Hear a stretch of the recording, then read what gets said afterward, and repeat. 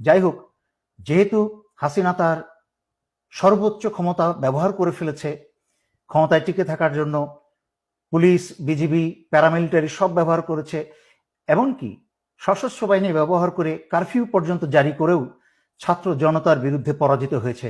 এখন স্বৈরাচারী শেখ হাসিনার হাতে আর কোনো শক্তি বাকি নেই।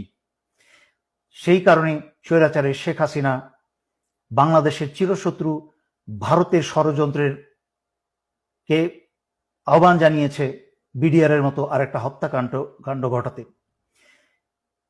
বাংলাদেশ সেনাবাহিনীতে, সেনানিবাসে বা বিভিন্ন কোনো অর্গানাইজেশনে যদি এই ধরনের একটা হত্যাকাণ্ড চালানো যায়, তাহলে ভারতের পরিকল্পনা হচ্ছে বাংলাদেশকে প্রহরী শূন্য করা, বাংলাদেশের সার্বভৌমত্ব এবং স্বাধীনতা রক্ষা করার জন্য আর কোনো প্রহরী বাকি না থাকে।